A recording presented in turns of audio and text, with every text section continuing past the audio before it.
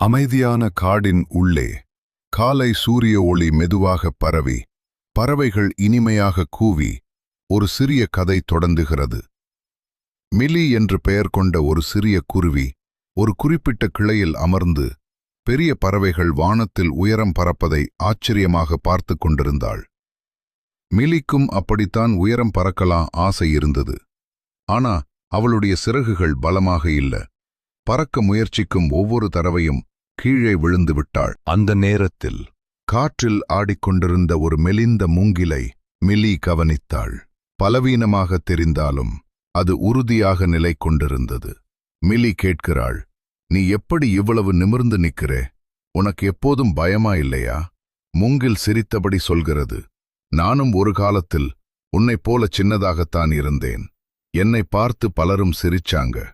ஆனா நான் அமைதியாக யாருக்கும் தெரியாம என் வேர்களை வலுப்படுத்திக் கொண்டிருந்தேன். ஆண்டுகளுக்கு ஆண்டுகள் நிலத்தடியில் என் வேர்கள்தான் வளர்ந்தது. தெரியாத வளர்ச்சிதான் என்னை இன்று உறுதியாக நிற்க வைத்தது. உனக்கும் நேரம் வரும் மிலி. அவசரப்படாதே. தினமும் கொஞ்சமாவது மேம்படு. உன் சிறகுகளை உலகத்துக்காக இல்ல, உன் மனசுக்காக வளர்த்துக் கொள்ளு. அந்த வார்த்தைகள் மிலியை ஊக்கப்படுத்தின. அவள் தினமும் பயிற்சி செய்தாள். விழுந்தாலும் எழுந்தாள். சிறகுகள் பலமாகும் வரை முயற்சியை நிறுத்தவே இல்லை.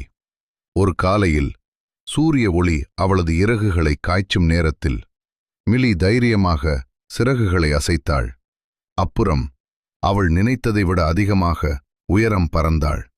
காற்று மூங்கிலை தொட்டு செல்லும்போது அது மெதுவாக சொல்லியது, மெதுவாக வரும் வளர்ச்சியும் வளர்ச்சிதான்.